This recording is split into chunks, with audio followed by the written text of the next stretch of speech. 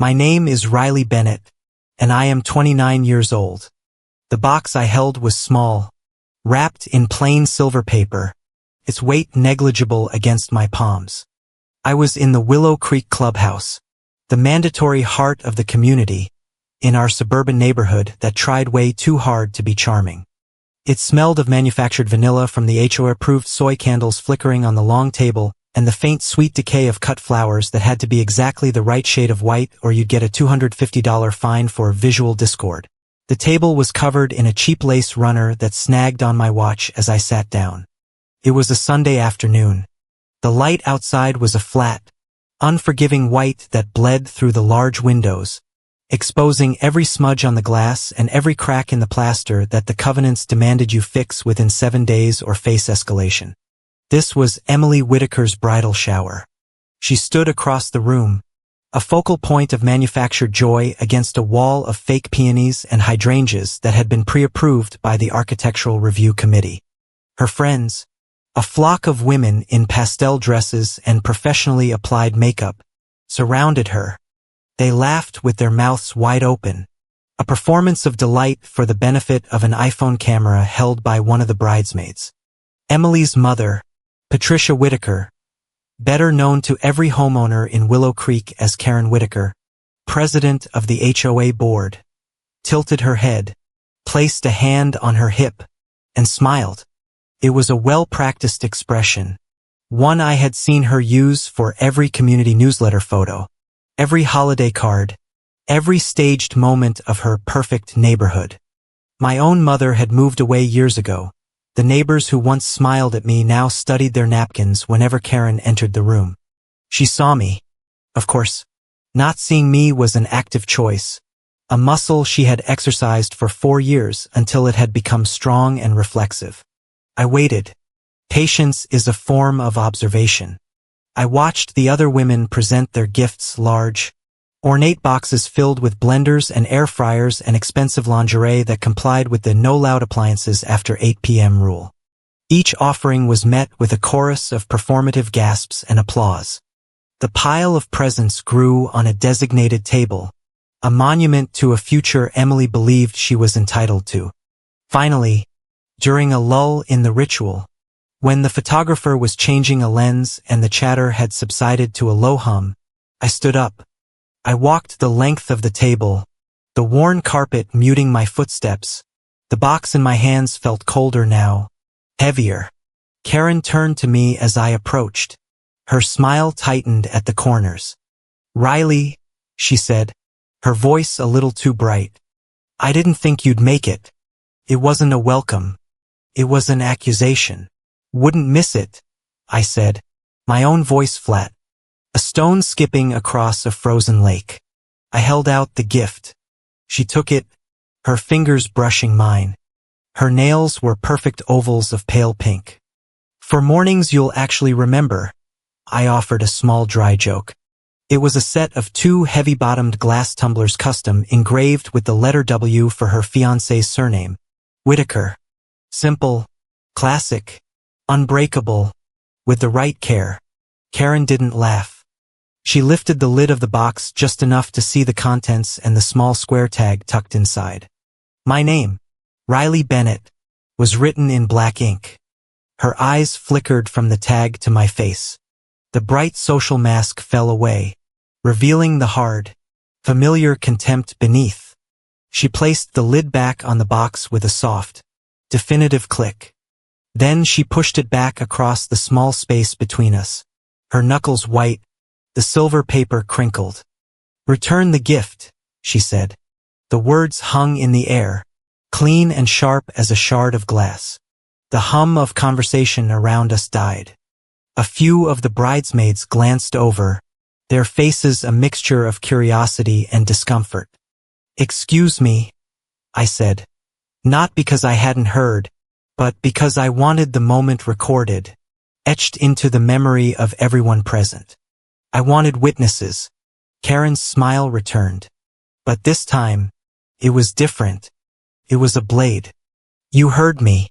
We're trying to keep the community photos clean. You don't really fit the neighborhood aesthetic with your repeated covenant violations." A nervous laugh erupted from one of the pastel dresses. Someone near her whispered, "Awkward," and the word, meant to be discreet, carried across the suddenly silent room. The enabling neighbors looked down at their laps, studying the weave of their napkins as if it were the most fascinating object in the world. They would not intervene. They never did. I looked at the rejected gift sitting on the edge of the floral centerpiece. It seemed small and pathetic now. I didn't pick it up. I left it there, piece of evidence. That's when she arrived, Karen's husband. But really it was Karen herself who owned every room she walked into. She was late, as usual.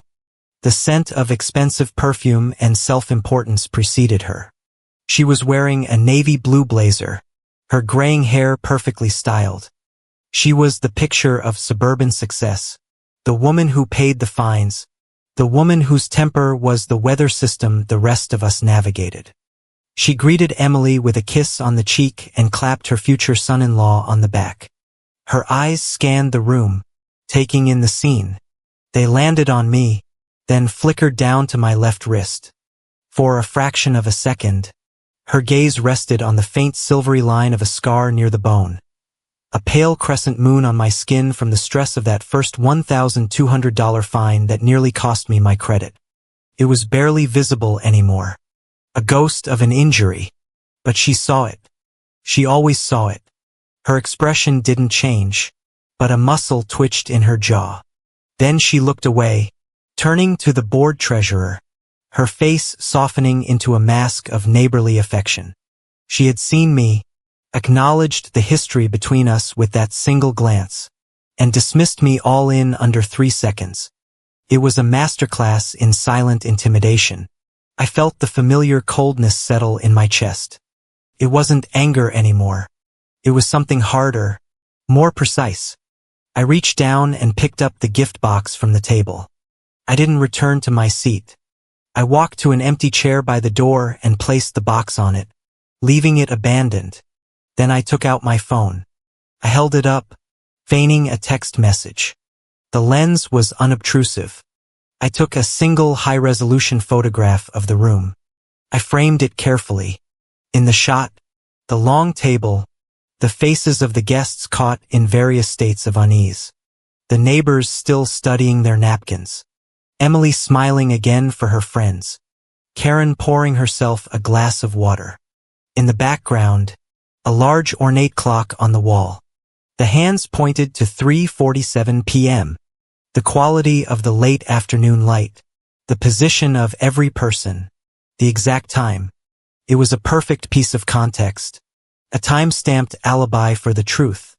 With the photograph saved to a secure folder, I walked out of the room onto a small empty flagstone patio.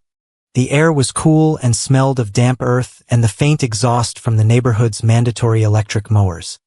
I leaned against the brick wall and opened an application on my phone. It was a simple interface, password protected and encrypted. On the screen were the words, Registry post scheduled. Below them, a date and time, Friday 8 p.m. I tapped the entry. A draft appeared, a block of text and a list of attached files. Everything was ready. All it required was the world to keep turning for another 5 days. My phone vibrated in my hand. A new text message. The number was blocked. A string of zeros. I already knew who it was from. Karen was old school, but she learned. The message was short.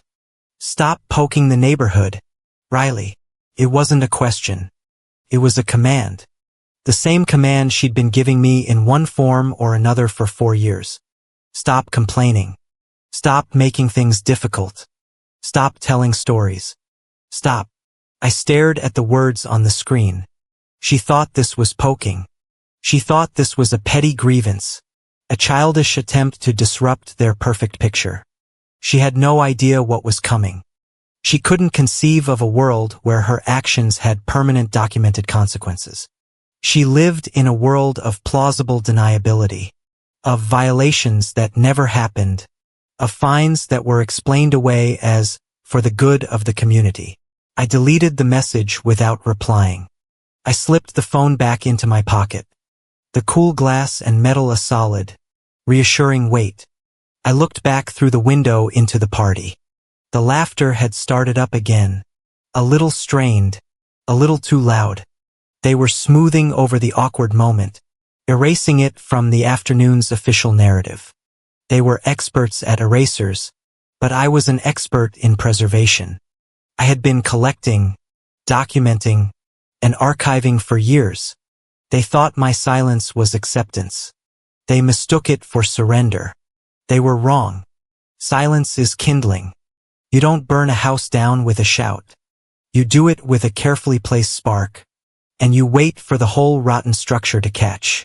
In the living room of every house on Willow Creek Lane, there is a large built-in oak cabinet. Its glass doors are meant to display fine china or inherited silver, but instead, they protect a curated history of the perfect Whitaker neighborhood. The shelves are a gallery of silver-framed photographs, each one a testament to a life I was adjacent to but never part of. There they are at a summer block party laughing on a checkered blanket that complied with the no visible picnic blankets after dusk rule. There's Emily on her first day of college beaming in a new uniform. There they are on Thanksgiving raising wine glasses around a perfectly roasted turkey. There is Emily's engagement announcement, her ring sparkling under HOA-approved lighting. Karen and the board treasurer flanking her, their faces masks of neighborhood pride. In 4 years of photographs posted to the community portal, I am not in a single one. My absence is so complete, so intentional that it becomes its own form of presence. A void, a carefully cropped out ghost. I was 25 when I bought the house on Willow Creek Lane. My divorce had been final for 6 months, a period of time that felt both like a minute and a lifetime. The realtor had promised stable community values. That meant moving into the sprawling colonial with the mandatory beige trim that Karen had personally approved. On my first night, my belongings still in boxes, Karen herself knocked on my door at 9:15 p.m., 15 minutes past the quiet hours start time. You have to learn to adapt. Riley, she'd said, not unkindly, but with a finality that left no room for argument. Adapt. It was the word she used for assimilation, for erasure. It meant learning the rhythms of Karen's moods, the topics to avoid at homeowners' meetings, the correct way to fade into the background. It meant learning to be invisible. Some memories are not memories at all. They are scars etched onto the timeline of your life. It was January, almost a year after I'd moved in. Snow was falling so thickly it muffled the entire world, burying the street in a deep, clean silence. Inside, the silence was different. It was heavy, volatile. Karen had been inspecting since the afternoon. A quiet, steady consumption of power that sharpened the edges of her temper. The argument started over nothing. A bird feeder I had hung that was 0.3 inches too close to the property line. Her voice grew louder, the words slurring into accusations of disrespect, of ingratitude. I tried to walk away, to retreat to my front porch, my hand on the doorframe. That was my mistake. It was an admission of defeat, and she couldn't stand that. She moved faster than a woman in heels should be able to. Her hand, manicured and cold, clamped around my wrist. The smell of her perfume was suffocating. You don't walk away from the board in my neighborhood, she snarled, her face close to mine. And then she slammed my arm against the solid wood of the doorframe. It wasn't a slap. It was a blunt, shocking impact, a sound of bone against wood that seemed to splinter the air. A hot, searing pain shot up my arm.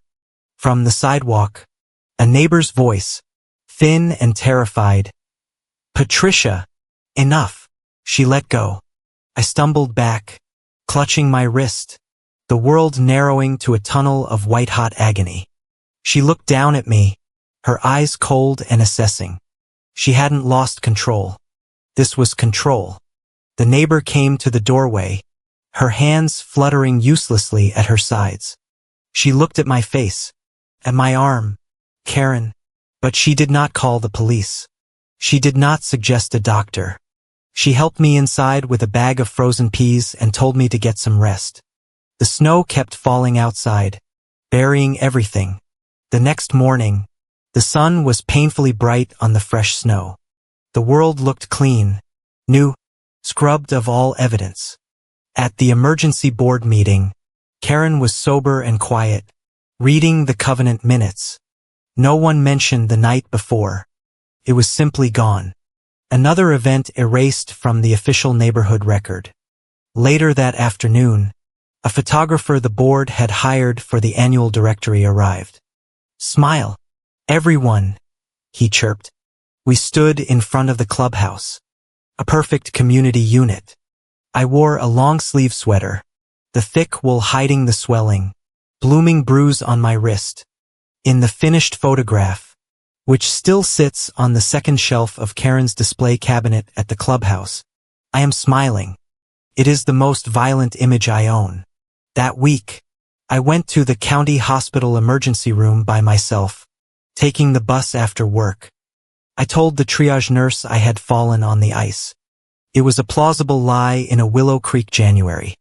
The doctor who saw me was tired, overworked. He palpated the tender bones, sent me for an X-ray. It wasn't broken, just a deep bone contusion. He wrapped it and gave me a prescription for pain medication. I paid the copay with the last $50 in my wallet, the receipt and the discharge papers. I folded and tucked away. The clinical, detached language of the physician's notes became my first piece of concrete truth. Patient presents with significant swelling and discoloration on left wrist.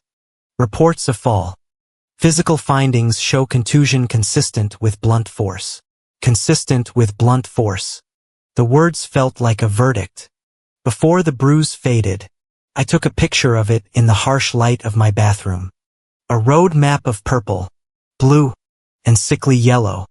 I hid the photo, the ER bill, and the doctor's report in a small lockbox at the back of my closet. It was the beginning of my archive.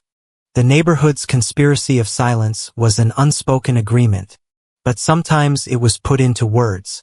A few years later, after another one of Karen's quiet, menacing inspections, I confided in a neighbor I thought might understand.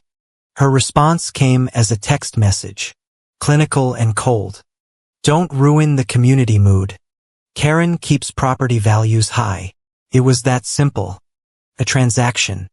Our peace of mind was collateral for the rising home prices, the private pool access, the European-style streetlights.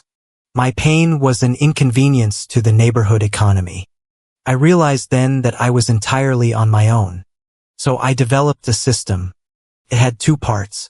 The first part was therapy. Every Thursday at 5 p.m., I sat in a quiet room with a woman named Dr. Anna Sharma. She taught me the language of trauma. She taught me that memory is not the enemy. That documentation is a form of control when you feel you have none. The second part of my system was the archive. I learned how to save everything. Not just the big things, but the small insidious ones.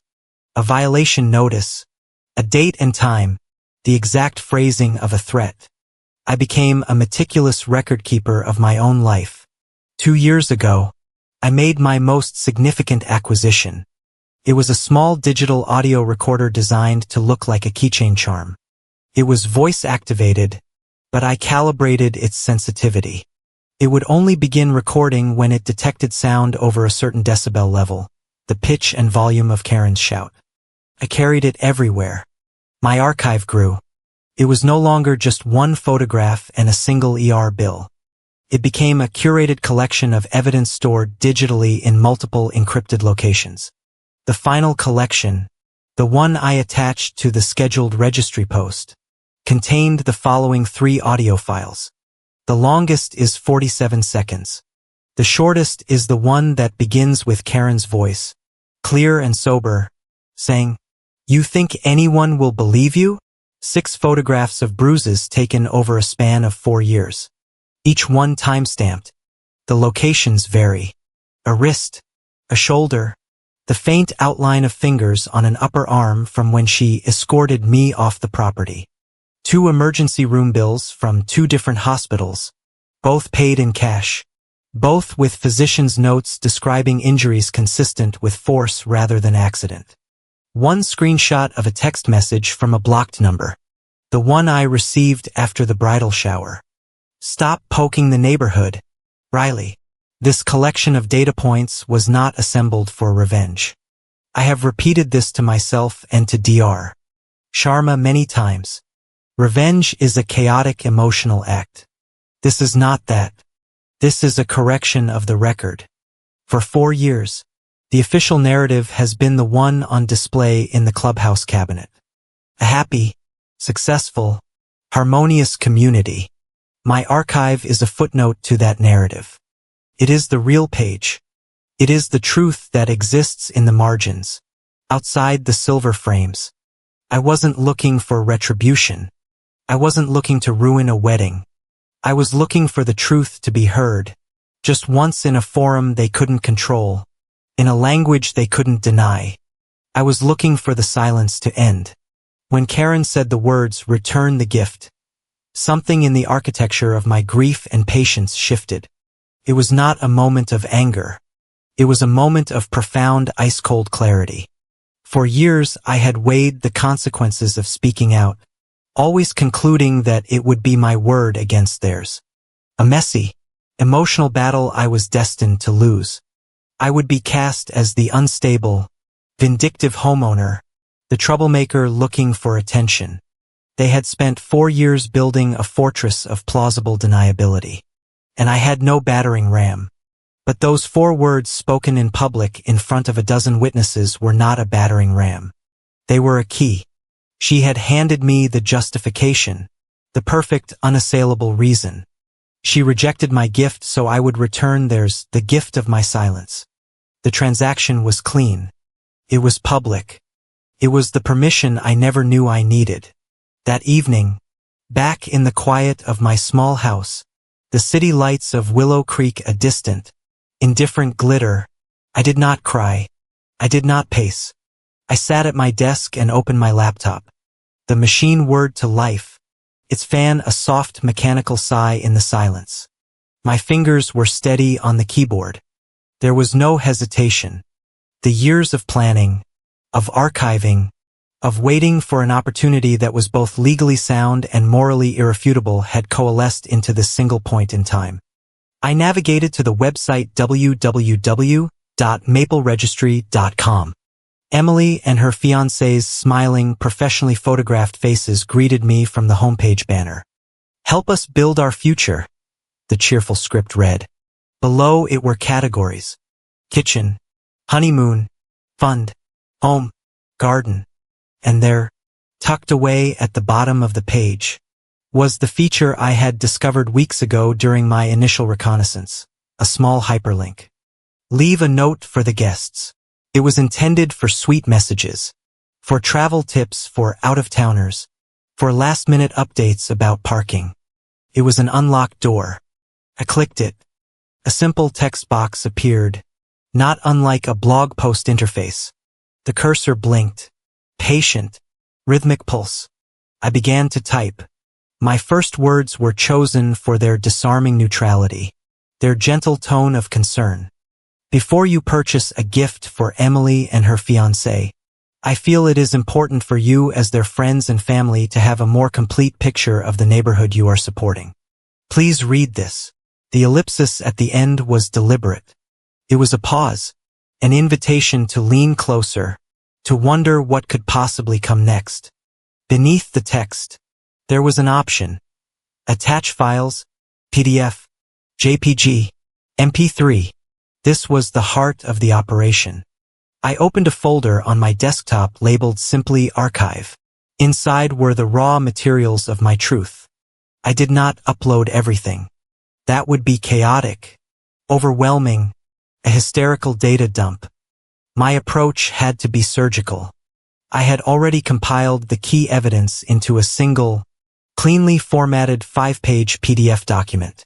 The title on the first page was simple: a factual timeline, 2022 to 2026. I had spent a week creating it. Each entry was a data point stripped of emotion. Page 1. A timeline. January 17th, 2023. HOA violation notice 47. Bird feeder 0.3 inches over property line. Fine, $1,200. November 4th, 2025. Unauthorized entry onto private property by board president to remove approved garden flag. Fine, $750. The entries were sparse. Clinical dates, locations, official HOA terminology. Page 2. 3 redacted copies of the violation notices. I used a simple software to draw thick black bars over my address, the board member names. All that remained was the HOA letterhead, the date, and the violation description, consistent with deliberate disregard for covenants. Page 4. High-resolution photographs of the injuries, each with a digital timestamp in the corner. They were presented without comment. The discolored skin, the geography of stress, spoke for itself. Page 5. A single screenshot. A text message from a blocked number received at 4:02 p.m. on the day of the bridal shower. Stop poking the neighborhood, Riley. The PDF was an exercise in restraint. It was not an accusation. It was a collection of facts. The redactions were crucial. They showed I wasn't trying to violate privacy laws. I was demonstrating a pattern of events, a history that existed outside the silver-framed photographs in Karen's clubhouse cabinet. Next, I selected the audio file. It was titled Believe.mp3, 23 seconds. I had edited it myself, cutting out the silence at the beginning and the sound of a door slamming at the end. All that remained was the core of the exchange. The file began without preamble, with the sound of her voice, Karen's voice low and menacing, perfectly clear. You think anyone will believe you? A troublemaker like you. I control the board. I own this neighborhood. Who do you think they'll believe? The file ended there. The question hung in the digital air, a challenge I was now prepared to answer. I attached both the PDF and the MP3 file to the post. I looked at the composition on the screen. Text, PDF, audio file. It was a complete, self-contained package of evidence. Cold, factual, and irrefutable. The final step on the website was scheduling. A small calendar icon appeared. I selected the coming Friday. I set the time for 8 p.m. The rehearsal dinner was scheduled to begin at 7:30 p.m. at the Willow Creek Clubhouse, an expensive, rustic chic venue that ironically enforced the very rules Karen loved. By 8 o'clock, everyone would be settled. The first bottle of wine would be open. The initial toasts would have been made. The atmosphere would be one of relaxed, intimate celebration. The notification from Maple Registry, pinging on dozens of phones simultaneously, would land like a stun grenade in that quiet, happy room.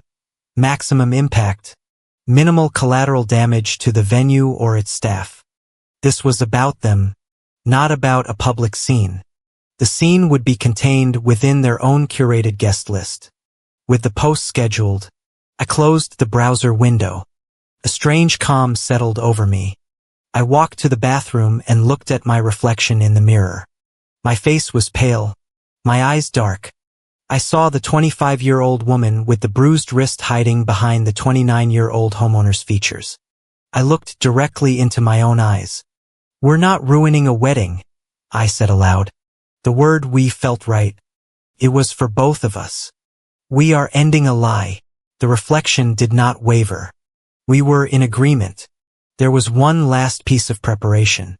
This was not just an emotional act. It was a tactical one. I returned to my desk, opened my email client, and composed a new message. The recipient was an attorney, Sarah Fenn, at a pro bono legal aid center downtown. I had met with her twice over the last year. speaking only in hypotheticals. She had advised me on the legal distinctions between libel, slander, and the protected speech of sharing one's own documented experiences. The email was brief. Dear Ms. Then, for your records, please find the attached documents. I have scheduled them to be made public on Friday evening.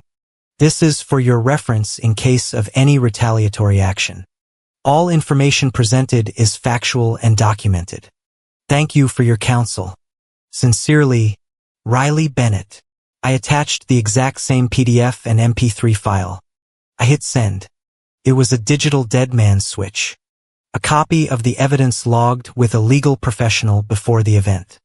It was my insurance policy. Finally, I went back to the Maple Registry draft, which I had saved without finalizing. I looked at the empty field for the post's title. My fingers hovered over the keys.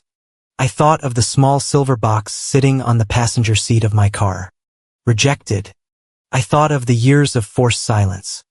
A gift I had given them every day to keep a fragile peace that was never really peace at all. I typed the title. Return the gift of silence. I clicked schedule post. A small green check mark appeared on the screen. Your note to guests is scheduled for Friday at 8 p.m. It was done. The mechanism was armed. The clock was ticking. All I had to do now was wait for the alarm to sound.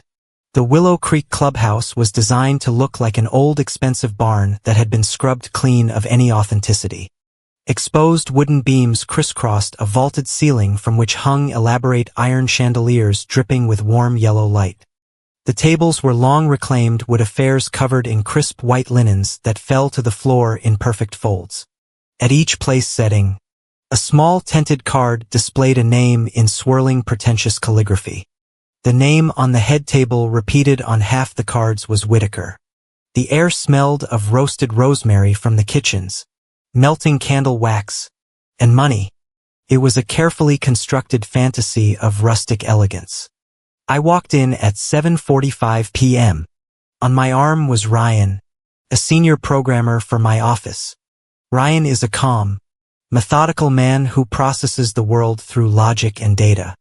He knew the broad strokes of my neighborhood history, the difficult HOA president, the emotional distance. He did not know the specifics of the archive or the digital time bomb set to detonate in 15 minutes. He was here as a buffer, a neutral presence. My +1. He saw it as an act of collegial support in a difficult social situation. I saw him as a witness. A hostess with a clipboard and a practice smile led us to our assigned table. It was near the back, a placement that was both a courtesy and a slight. We were present, but not central. I could see the whole room from my seat. Emily was radiant, her hair swept up, a diamond necklace glittering at her throat. She was laughing at something her fiancé had said. Karen was holding court at the head table, a glass of red wine in her hand, looking every bit the benevolent neighborhood matriarch. The board treasurer was seated beside her, her posture perfect, her smile a beautiful, fragile piece of porcelain. They were all playing their parts flawlessly. The ambient noise was a gentle symphony of civilization, the scrape and clink of silver on porcelain, the murmur of polite conversation, the soft pop of a cork. Ryan and I spoke in low tones about a project at work. The conversation a comfortable, meaningless screen. I ate a piece of bread, drank a sip of water. I was not nervous. I felt a profound and unsettling calm, the way a scientist might feel in the final moments before a long-planned experiment reaches its conclusion. I was here to observe and record the results. I glanced at my watch. 7:58 p.m. 2 minutes. The waiters were circulating, refilling water glasses. Emily's maid of honor, a woman with aggressively blonde hair, stood up to propose a toast. She spoke of friendship and destiny and finding one's soulmate. The guests raised their glasses. The sound of clinking crystal filled the room. I raised my water glass, my eyes meeting the board treasurer's across the space. She looked away first. 7:59 p.m. 1 minute. I placed my glass down carefully, making no sound. My heart was a slow, steady drum against my ribs. I could feel the seconds stretching, each one as long as a year. 8 p.m. It did not start with a shout. It started with a sound that was both subtle and impossible to ignore. A single phone on the table next to mine vibrated against the wood. A low, urgent buzz. Then another and another. A cascade of electronic life rippled across the room. A digital wave. Chimes and pings and buzzes broke through the analog warmth of the dinner party. Heads bent down. The warm yellow light of the chandeliers was replaced by the cold blue-white glow of dozens of small screens illuminating upturned faces. I watched as the maid of honor, her toast forgotten, fumbled for her clutch. I saw Emily's uncle, a portly man in a tight suit, squinting at his screen. Then I heard it, a sound as sharp and clear as a breaking glass in a silent house. A sharp, horrified intake of breath. It came from the bridesmaid sitting next to Emily. Her face lit by her phone was a mask of shock. The screen was reflected in her wide eyes. I knew what she was seeing.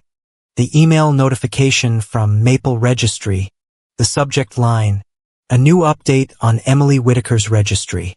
And then the first few lines of my post displayed in the preview.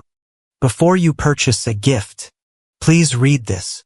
The murmur of conversation faltered, then died completely.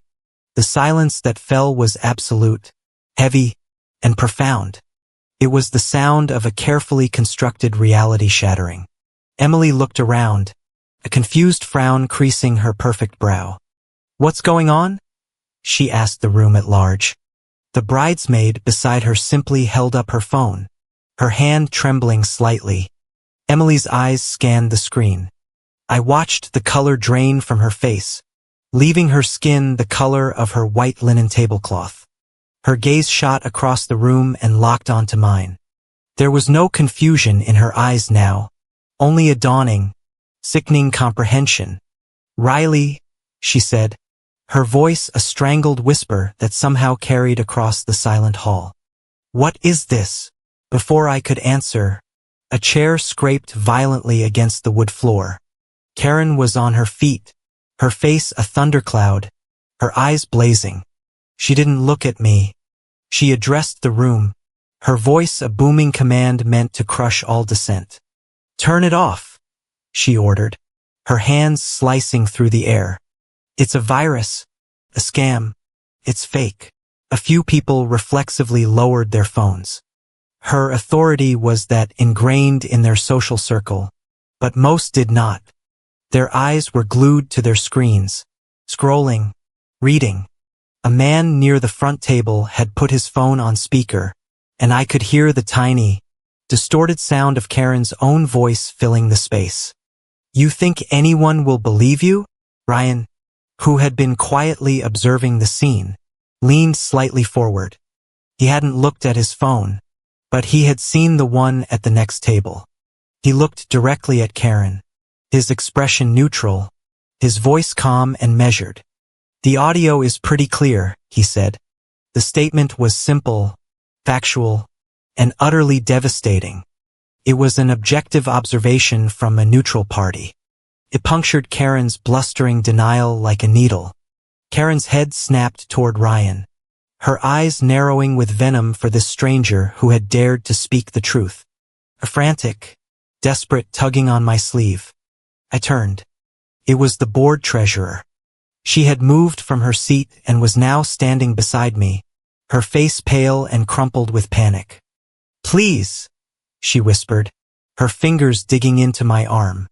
"Riley, please. Not now. Not like this." It was the same plea I had heard my entire time in Willow Creek. "Not now. Don't make a scene. Let it go." I looked into her terrified eyes, and for the first time, I felt nothing. No pity, no anger, just a vast empty distance. "I've waited 4 years," I said, my voice so quiet only she could hear it. "Now is the only time there is."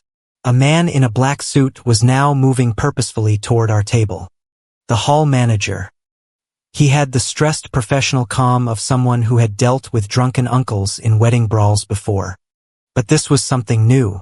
He stopped beside Karen, but he addressed the table.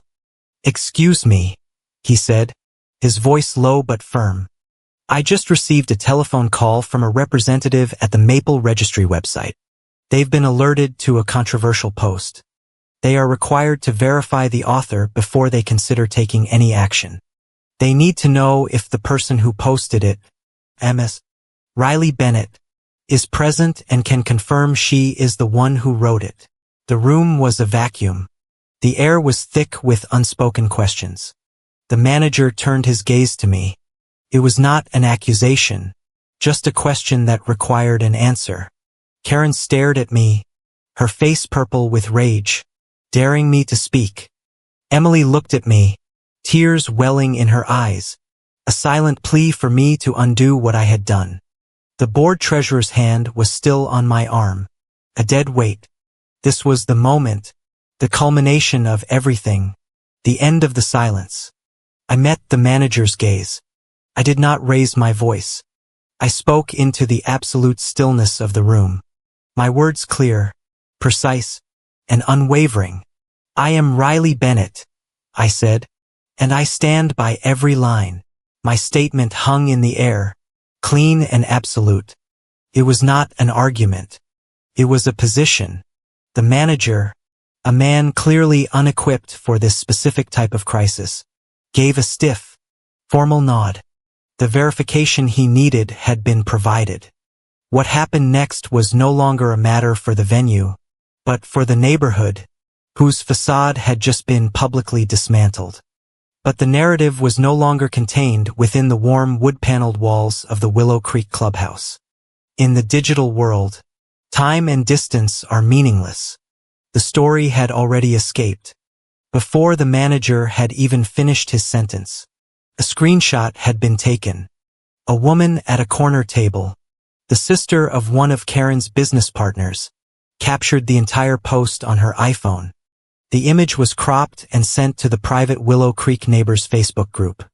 The group had 1,300 members.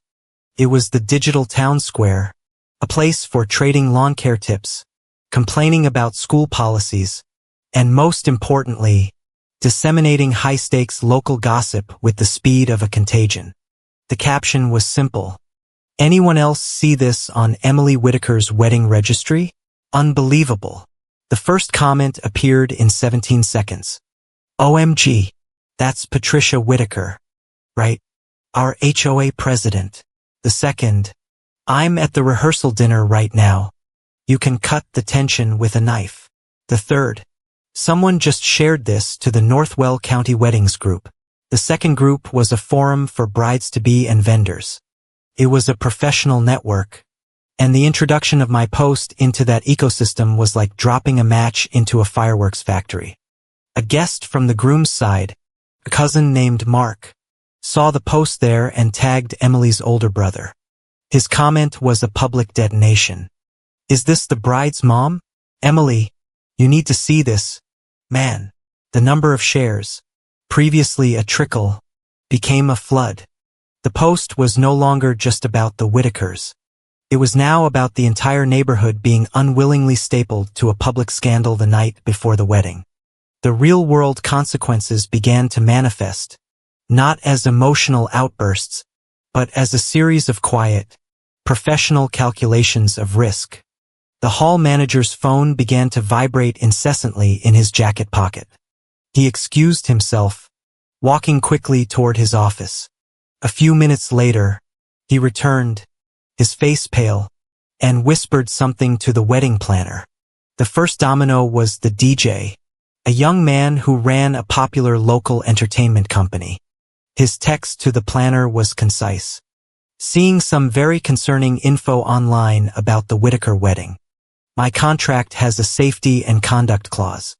I need to speak with management to confirm a security plan for tomorrow's event. Otherwise, we may need to invoke the clause and withdraw our services." The second was the baker, An email landed in Emily's inbox. CC'd to Karen from the Flower Box Patisserie. Subject: Urgent invoice for Whitaker wedding cake. The message was polite, corporate, and brutal.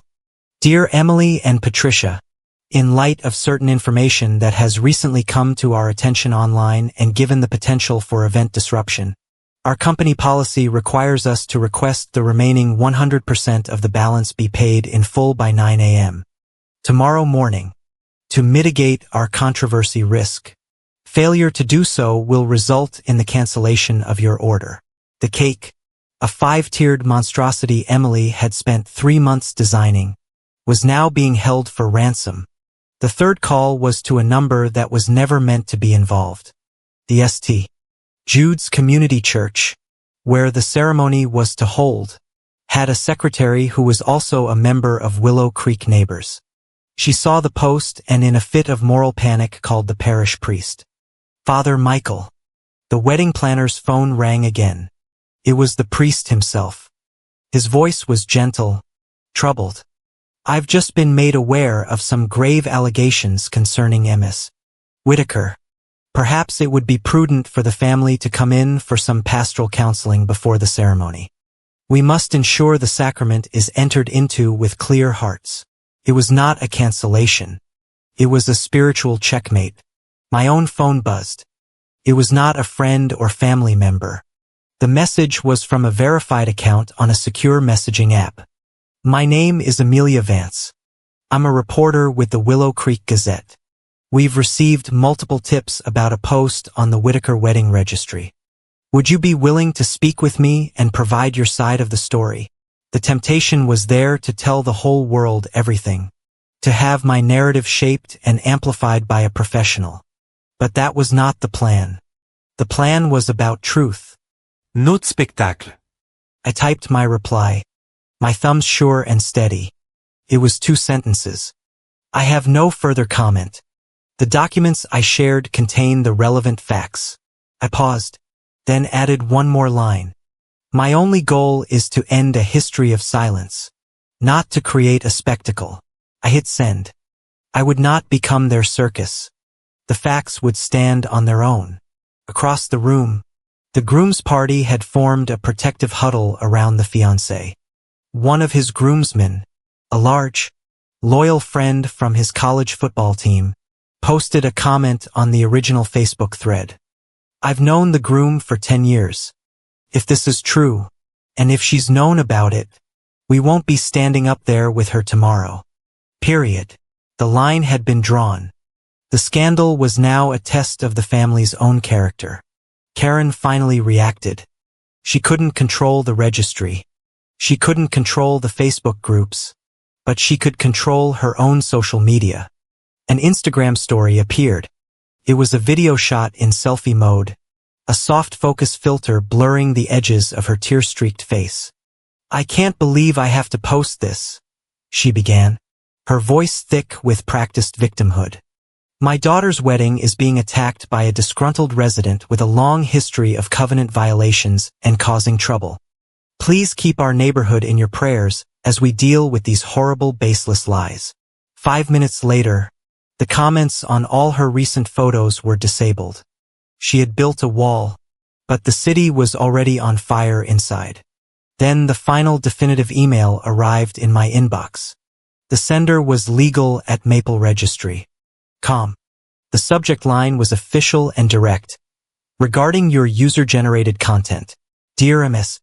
Bennett, following a telephone call with the manager of a venue hosting an event related to a registry on our site, we have initiated our verification protocol. We have successfully cross-referenced the name, email, and contact on your user profile with publicly available records and can confirm your identity as per our terms of service. Maple Registry is a platform and is not liable for the content of user-generated posts. The content of a note to guests is the sole responsibility of the author. We have denied the event organizer's request to remove the post as the power to edit or remove the content remains exclusively with you, the verified author. Sincerely, the Maple Registry Trust and Safety Team. I read the email twice. Verified. Exclusive control. The power was absolute. They could not silence me. They could not erase it. Only I could. I opened the registry page on my phone. The post was there, stark and quiet at the top of the page. It had over 300 views in the last 15 minutes. I tapped the small edit icon. The text box appeared, my original words waiting. The cursor blinked. I thought about Karen's plea to return the gift. I thought about the silence they had given me for 4 years. I added a new line at the very bottom of my post. A final instruction for the guests who were now caught in the crossfire. If you are unsure what to believe, I typed, I suggest you buy nothing. Silence, after all, can always be returned. File 5. Exactly 1,000 words. The manager did not ask. He instructed. His voice cut through the paralyzed silence of the dining hall. Ms. Whitaker, Emily, Riley, with me, please. Now. It was the tone of a man whose only goal was to move a contained chemical spill from a public area to a secure facility. He led us not to an office, but through a swinging door behind the bar, down a short, dimly lit corridor, and into a storeroom. The door clicked shut behind us, and the muffled sounds of the ruined dinner party vanished. We were in a different world. The air was thick with the smell of damp wood, industrial cleaning supplies, and aging cardboard. A single fluorescent light fixture on the ceiling hummed and flickered, casting a sickly buzzing light on our faces, making our skin look gray and ill. Stacks of folded tablecloths, boxes of wine glasses, and surplus chairs were piled against the walls. We were in the messy, unglamorous backstage of the evening's production. For a moment, no one spoke. We stood in a tense, unnatural formation under the buzzing light. Then Karen moved. She walked past the manager, past the board treasurer, and stopped directly in front of me. She reached into the inner pocket of her blazer and pulled out a thick white envelope. A personal checkbook envelope. "This is what you want, isn't it?" she said. Her voice a low, gravelly thing, stripped of its public charm. "You manufactured this whole pathetic drama because you need money. You were always a leech." She thrust the envelope at me. "Take it. Name your price. Then you delete that post and you disappear for good." The envelope felt obscene in the sterile humming air. It was her solution for everything. A transaction to erase a truth. A check to purchase my silence. I looked at it, then back at her face. Her eyes were small, hard points of fury. She believed her own lie so completely. She had to. The alternative was unthinkable. I didn't take the envelope. I reached out, my fingers steady, and placed my hand on hers. I pushed the envelope back toward her until it was flat against her chest.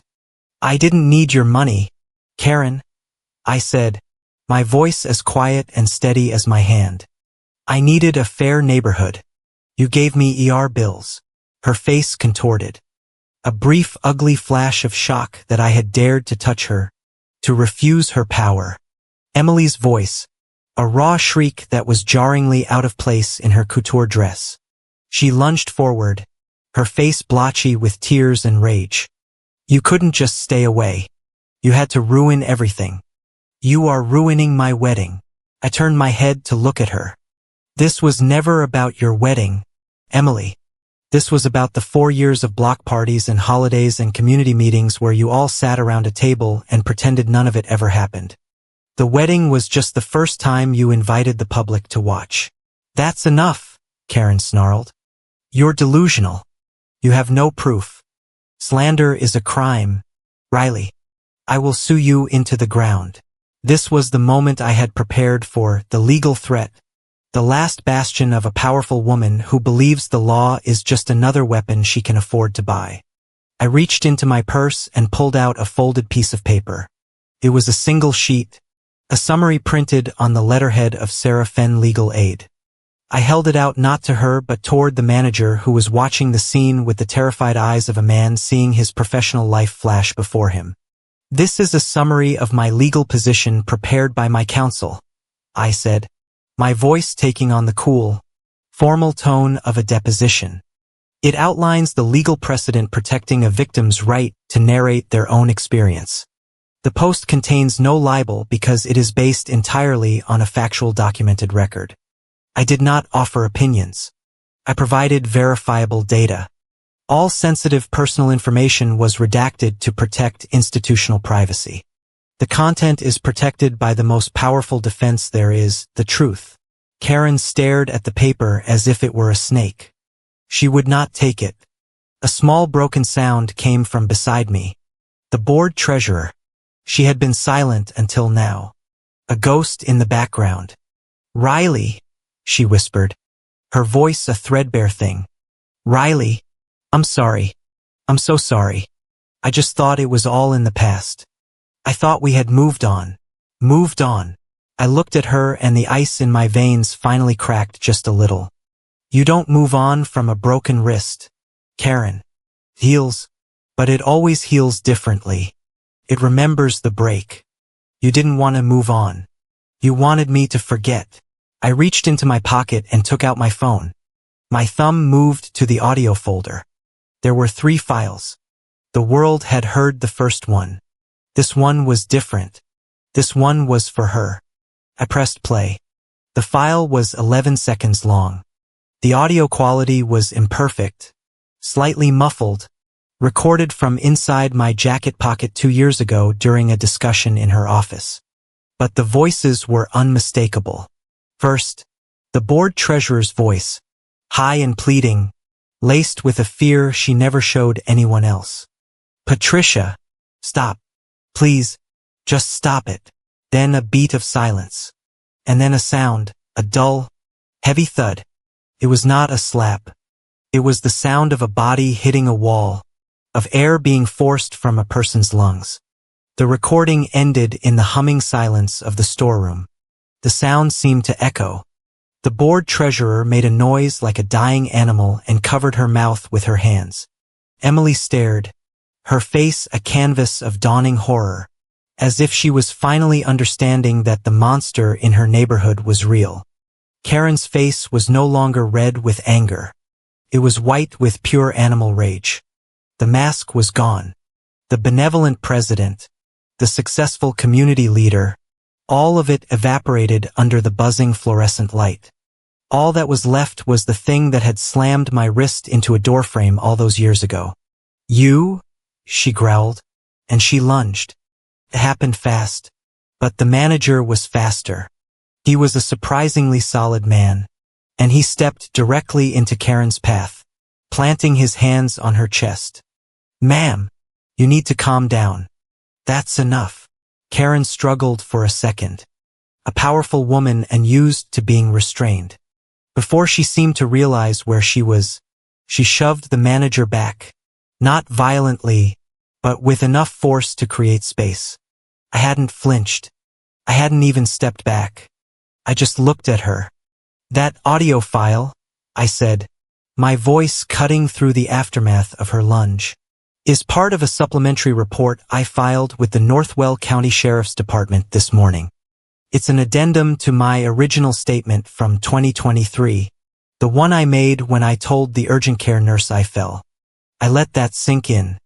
I included the ER records, the photographs, and a sworn affidavit. The case number from that original report is cross-referenced in the PDF I posted online.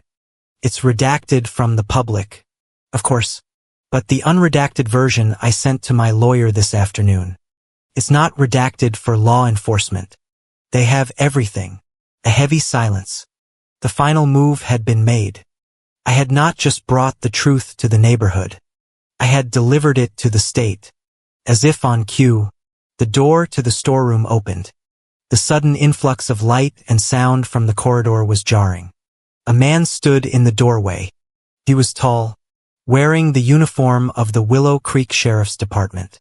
His face was calm, professional. He took in the scene. Karen breathing heavily. The board treasurer sobbing into her hands. The manager looking profoundly relieved. His name tag read, Deputy Hale. The manager had made the call the moment Karen had lunged. Credible threat of violence. The deputy's eyes moved from person to person, assessing, and finally rested on me.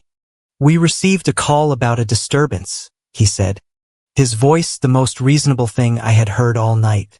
"We're going to need to take statements from everyone here." Deputy Hale was a man who understood the physics of a crisis. His first action was to separate the volatile elements. He took Karen's statement first, leading her out of the storeroom and into the main hall, positioning her at a table far from the remaining guests. This simple act of removal changed the atmosphere in the storeroom instantly. The air, which had been thick with the threat of violence, thinned out, leaving behind a residue of grief and exhaustion. He took my statement next. Standing in the doorway, I gave him the facts, the same ones I had laid out in the PDF. I spoke in a low, even tone. I mentioned the supplementary report I had filed that morning in Northwell County.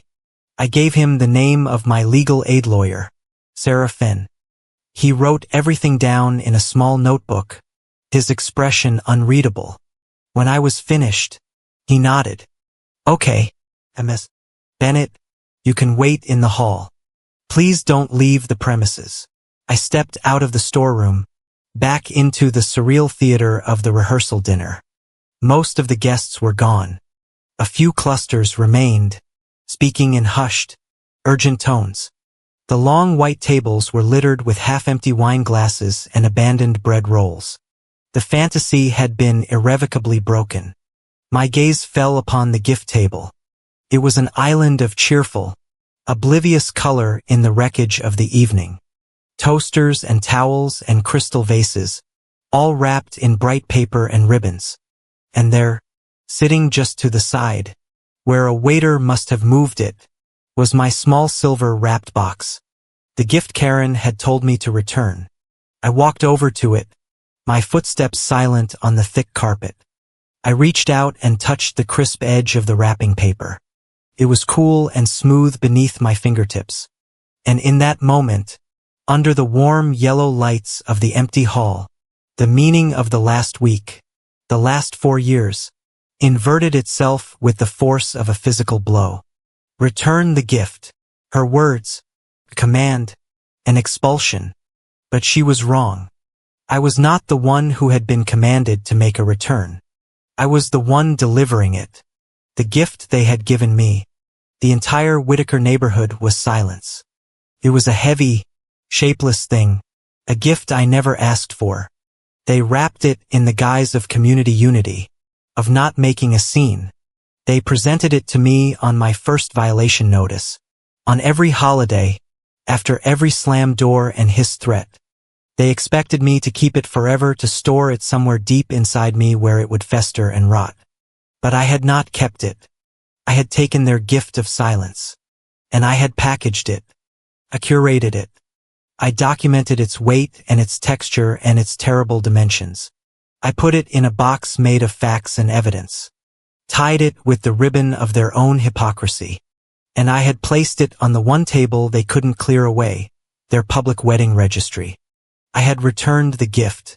The transaction was finally complete. My mind flashed back to that first piece of paper in my archive. The ER report from Northwell County Hospital. I remembered the lie I had told the tired, overworked doctor. A lie to keep the peace. A lie to survive.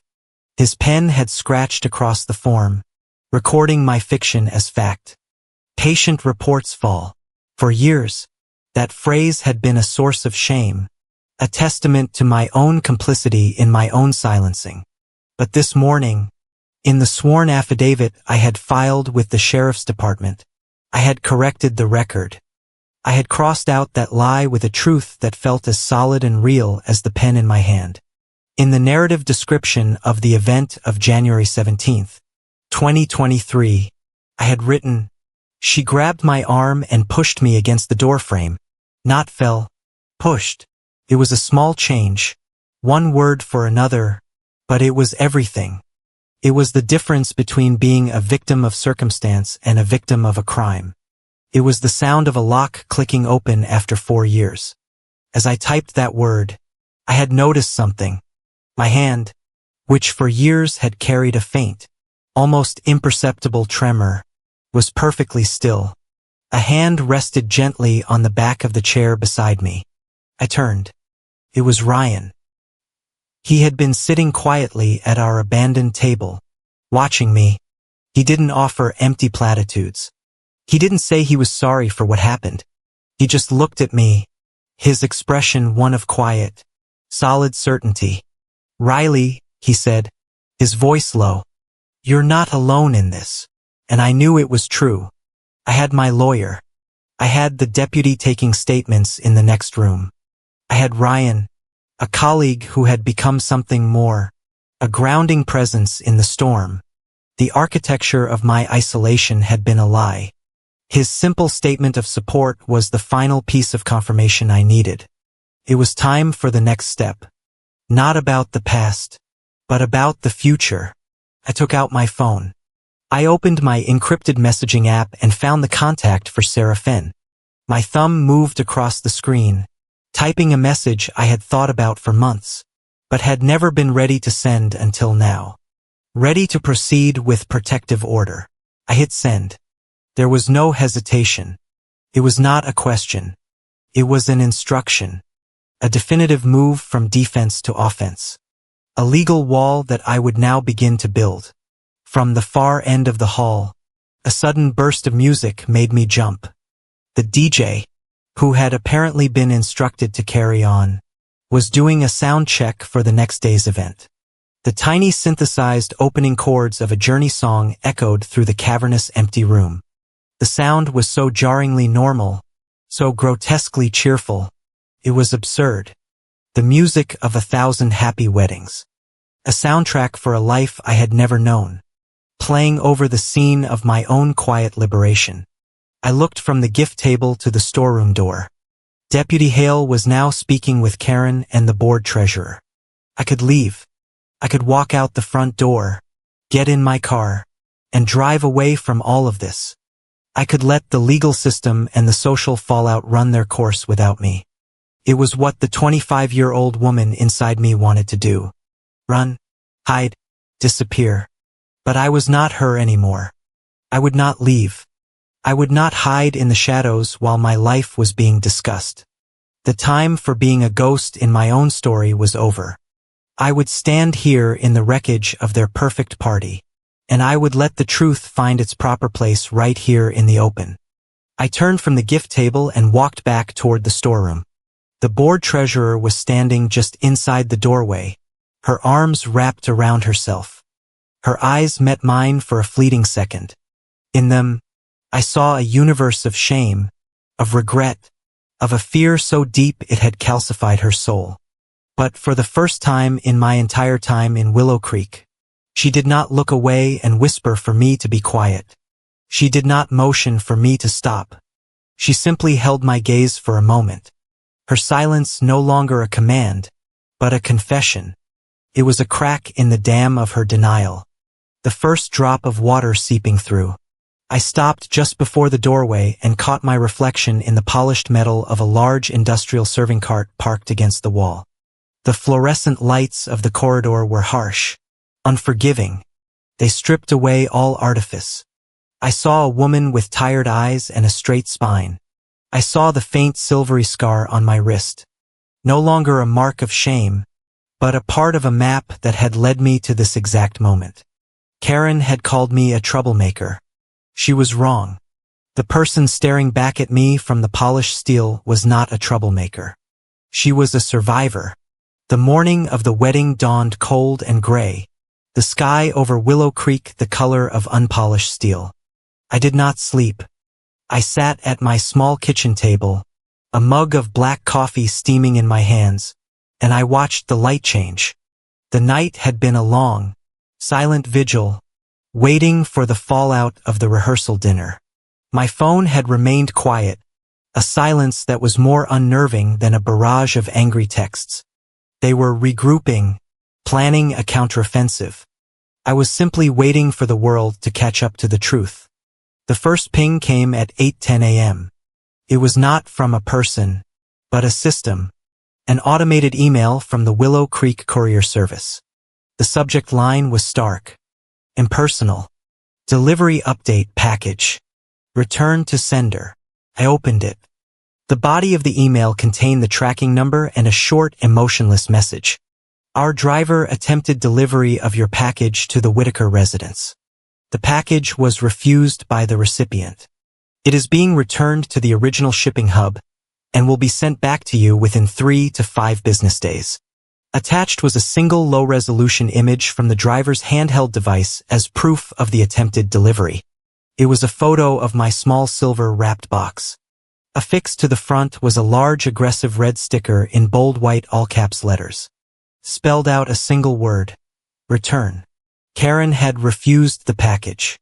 She had made her rejection, which had started as a cruel piece of theater at the bridal shower, into an official documented fact. She had once again handed me the perfect piece of evidence. I took a screenshot of the email, capturing the date, the time, and the image of the box with its scarlet label. I opened the Maple Registry website. My post was still there, a quiet grenade at the top of the wish list. I clicked edit. I uploaded the screenshot, placing it directly below my initial statement. Then I added a new line of text. Caption for the image. Some gifts belong back where they came from. I hit save. The effect was immediate. The digital ecosystem, which had been buzzing all night, reignited. The few remaining comments defending the Whitakers were quickly buried under a new wave of reactions. A woman who identified herself as one of the fiancé's aunts posted, "This is deeply concerning. We are pausing our gift purchases until we have clarity on this situation." Her comment was liked over 50 times in 10 minutes. The tide of public opinion, which had been a swirl of confusion, was now beginning to move decisively in one direction. At 9:30 a.m., another email. This one from Maple Registry. Subject: action taken on your registry. My stomach tightened. For a moment, I thought they had found a loophole, a way to silence me. But the message was different. Dear Emily Whitaker and fiancé, it was a form letter CC'd to me as the author of the post. Due to a high volume of user reports and an explicit request from you, the event organizer, we have temporarily suspended the gift purchasing function on your registry. Please note that as per our terms of service, this action does not apply to user-generated content in the Note to Guests section. The note will remain visible until and unless it is removed by the verified author. I read it again.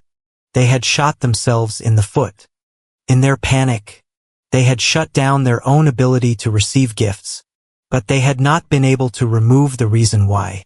The registry was now a static billboard displaying my warning for all to see. The decisive call came at 10:47 a.m. My phone rang. An unknown local number. I answered on the second ring. "Is this Riley Bennett?" A man's voice asked, calm and professional. "It is. This is Deputy Hale with the Willow Creek Sheriff's Department. We spoke last night." "Yes, Deputy. I remember. I'm calling to let you know I've been in contact with the Sheriff's Office in Northwell County. They've reviewed the supplementary report you filed yesterday morning along with the digital evidence you provided. Given the nature of the evidence and the events reported last night, they've flagged the case as urgent. The district court judge is willing to hear a petition for an emergency protective order this afternoon. There's a calendar opening at 3 p.m. Can you be at the Willow Creek Courthouse by then?" I looked at the clock on my stove.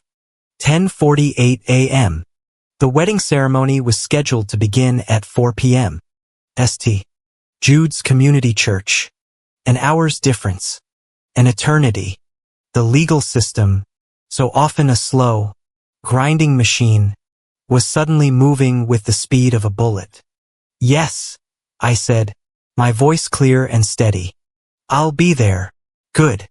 Bring any and all documentation you have. I'll meet you there." He hung up. The world suddenly snapped into sharp focus. Ryan had texted earlier. A simple, "Let me know if you need anything." I called him. He answered immediately. "The courthouse," I said. "I need a ride to the courthouse for 3 o'clock. There was no hesitation in his voice. "I'll pick you up at 2:30. He arrived exactly on time. The drive downtown was quiet. The car a safe, silent capsule moving through a city that was oblivious to the war being waged in its midst. As we pulled up to the courthouse, my phone began to vibrate, a frantic, insistent buzzing. It was a string of text messages from Emily. "Riley, please don't do this. You've made your point. Everyone is freaking out. The wedding is a disaster. If you stop this now, I will make them apologize." A pause. Then the final pathetic offering. "I will say I'm sorry." I looked at the words on the screen. The desperate conditional plea of a person who still didn't understand the fundamental nature of the problem. She thought this was about a feeling, an apology, a concession. She thought my pain could be bartered with. I typed my reply, my thumb pressing each letter with cold precision. An apology isn't a protective order. I sent the message and then I blocked her number. The courthouse smelled of old paper, floor wax, and a faint lingering anxiety. Deputy Hale met me inside and walked me through the process. He handed the file to a clerk, a woman with tired eyes and an efficient, no-nonsense demeanor. We sat in a small, empty courtroom before a judge who looked at the file, then at me over the top of his reading glasses. He asked me 3 questions. "Are the statements in this document true and accurate to the best of your knowledge?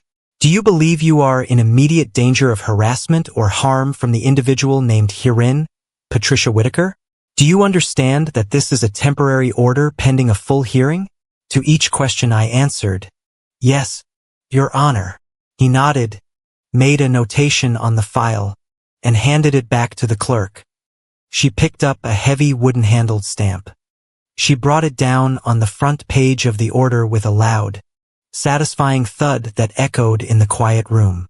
It was a sound of finality, a sound of fact.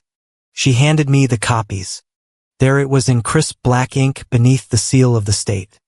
Emergency Protective Order, Temporary. It stated that Patricia Whitaker was legally forbidden from coming within 500 feet of my person, my home, or my place of work. She was forbidden from contacting me directly or indirectly. The order was effective immediately. It was 3:28 p.m. We walked out into the pale afternoon light. Ryan was waiting by the car. He didn't ask how it went. He just looked at me and I gave him a small, almost imperceptible nod. I got into the passenger seat, not to go home, but to finish the day's work. I took a photo of the first page of the protective order with my phone. I converted it to a PDF. I opened my email. I addressed it to the manager of the Willow Creek Clubhouse, the man who had witnessed the beginning of the end last night. I CC'd the wedding planner and the main office of St. Jude's Community Church. The subject line was simple: for safety and security at the Whitaker event. The body of the email was one sentence. Please find attached a temporary emergency protective order effective immediately for your reference in ensuring the safety of all guests and vendors at today's event. I attached the PDF. I hit send. The clock on the car's dashboard read 3:34 p.m. The wedding was in 26 minutes. The air inside St. Jude's Community Church was cool and still, heavy with the scent of white lilies and old polished wood. Sunlight filtered through the tall, storyless stained glass windows, was not warm or golden, but a stark, clarifying white that bleached the color from the guests' expensive outfits. They were a sea of pastels and dark suits, all facing forward, a congregation waiting for a sacrament. It was 3:55 p.m. The organist began to play a soft, hopeful prelude, the notes swelling to fill the vaulted ceiling, a sound so deeply ingrained in the culture of weddings. It was almost invisible, I stood at the back of the central aisle, just inside the heavy oak doors. I was not a guest. I was an observer, a catalyst. Beside me, Deputy Hale stood with his hands clasped loosely in front of him. He looked like a patient stoic statue, his uniform a stark, jarring note of reality in this carefully constructed fantasy. He was not here to keep the peace. He was here to deliver it. At the front of the church, the groom stood at the altar, looking pale and impossibly young. The priest, Father Michael, gave a gentle, reassuring nod. Then the music swelled, and the congregation rose to its feet. Emily appeared at the top of the aisle on the arm of a male cousin who had been hastily substituted. Her dress was a cloud of white tulle, her veil a shimmering mist. She was beautiful. She was also trembling. I could see the slight continuous shiver in her hands as she clutched her bouquet of white roses as she began her slow walk. Her eyes scanned the faces of the guests, searching, pleading. Then her gaze found me, standing in the shadows by the door. Her step faltered for a fraction of a second. Her eyes, wide with a mixture of terror and accusation, locked on mine. I did not look away. In the front pew, Karen Whitaker sat ramrod straight. Her suit was perfectly tailored, but her silk scarf seemed too tight, a noose constricting her thick neck. She was staring straight ahead, a muscle twitching in her jaw, pretending I wasn't there. Beside her, the board treasurer sat like a woman carved from ice, her gloved hands clenched in her lap. Emily reached the altar.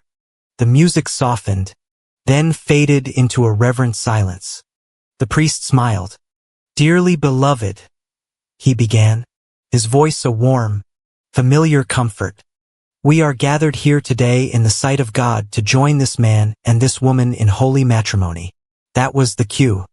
Deputy Hale took a single deliberate step forward from the shadows. His polished black shoes made no sound on the stone floor. He walked down the aisle, his pace unhurried, his presence radiating an authority that had nothing to do with God and everything to do with the state. A ripple of confusion went through the pews. Heads turned. Whispers died before they could form. The priest paused, his mouth slightly open, his hand hovering over his open book. Deputy Hale did not stop until he reached the front pew. He stopped directly in front of Karen Whitaker. He did not raise his voice. He did not need to. In the profound, ringing silence of the church, his words were as clear and sharp as a scalpel. "Service of a temporary protective order on Patricia Whitaker." The words landed in the holy space with the weight of a tombstone. No one moved. No one breathed. The only sound in the entire church was the crisp, tearing sound of Deputy Hale unfolding a trifold legal document. It was a sound that cut through the lilies and the incense and the sacred vows. It was the sound of a lie being ripped open. "This order, issued by the Willow Creek District Court," the deputy continued, his voice a calm procedural monotone, "prohibits you from any form of contact, direct or indirect, with the petitioner, Ms. Riley Bennett. It prohibits any act of harassment or threat." He paused, letting the words settle. Then he delivered the final decisive blow. "The order further prohibits you from knowingly being present at any public or private event where the petitioner is also present. This includes places of worship." He looked from the paper to Karen. "Ms. Bennett is present. Ma'am, you are in violation of a court order." The wedding planner, a woman who had been hovering near the side chapel, now stepped forward, her face ashen. She had received my email. She knew what this was. She gestured to the venue's head of security, who had been discreetly positioned nearby. The manager spoke, his voice a low, urgent whisper meant only for Karen. "Ma'am, you'll need to leave now. Please." Karen did not seem to hear him. She was staring at me, her face a mottled, horrifying mask of disbelief and pure, unadulterated hatred. She slowly got to her feet. She was a big woman, and her presence filled the space, a vortex of contained violence. "This is my neighborhood's," she began, her voice a low, dangerous growl. She stopped. Her eyes had flickered to the side aisle where a woman dressed as a guest was holding up a small professional-grade camera. It was not the official wedding photographer. It was Amelia Vance, the reporter from the Willow Creek Gazette. The flash from her camera was a silent blue-white explosion that seemed to freeze her in place. The threat of public exposure of a photograph that would live forever on the internet. That was the one force more powerful than her rage. She deflated. The aggression drained out of her, replaced by a look of utter impotent fury. And then the quietest, most significant event of the day occurred. The board treasurer, who had been frozen beside her, made a choice. She stood up and she took one small deliberate step to the side, away from Karen. She did not touch her. She did not look at her. She simply moved, creating a space of several inches between them. It was a tiny distance and it was a canyon. It was the first time in 4 years she had not stood with her. I looked back at the altar. I looked at Emily. She was staring at her mother, her veil askew. A single perfect tear traced a path through her makeup, then another. I could not guess their meaning. Were they tears for her ruined wedding, the collapsed fantasy she had worked so hard to build? Or were they finally tears for the truth? Karen turned, her movement stiff, robotic. She walked past the altar, past her weeping daughter, past the stunned face of her future son-in-law. She did not look at anyone. The security guard escorted her down a side aisle toward a rear exit. The heavy oak door opened, letting in a slice of the gray afternoon, and then it closed behind her with a deep, resonant thud that echoed through the silent church. The moment the door closed, the organist, on some panicked pre-programmed instinct, stopped playing. The final hanging note faded into nothing. The priest cleared his throat. The guests remained standing, frozen, unsure of the new etiquette for a wedding that had been so completely and surgically interrupted. No one spoke. No one sat down. No one clapped to break the tension. The silence that filled the church now was different. It was not the reverent silence of a holy ritual. It was not the shocked silence of a public scandal. It was a clean, empty space, a void where a lie used to be. The silence this time belonged to me. I turned my back on the altar. I did not wait for the priest to dismiss the congregation. I did not wait to see what Emily or the board treasurer would do next. Their story from this moment on was their own. I had simply returned the missing pages. I walked, my steps measured, back up the long, silent aisle. Ryan fell into step, a pace behind me, quiet, steady presence at my back. He did not speak. There was nothing that needed to be said. The silence in the church was an answer in itself. As we reached the narthex, the wide stone-floored entry hall of the church, I saw that the gift table had been set up there. It was laden with brightly wrapped boxes and glossy gift bags, a cheerful, optimistic monument to a wedding that would now be remembered for entirely different reasons. My eyes found immediately the small silver box with the garish red "Return" sticker still affixed to it. It sat apart from the other gifts, an outcast. I walked over to the table. The air here was cooler, closer to the outside world. I picked up the box. The 2 glass tumblers inside shifted, making a soft, clinking sound. They were heavy. They felt real. I reached into my purse and took out a black ink pen. On the small square gift tag beneath my own name, there was still a small amount of white space. I uncapped the pen. The click was loud in the quiet foyer. I wrote 4 words, my handwriting clear and firm, the ink a definitive permanent black against the white card. "Keep the gift," I wrote.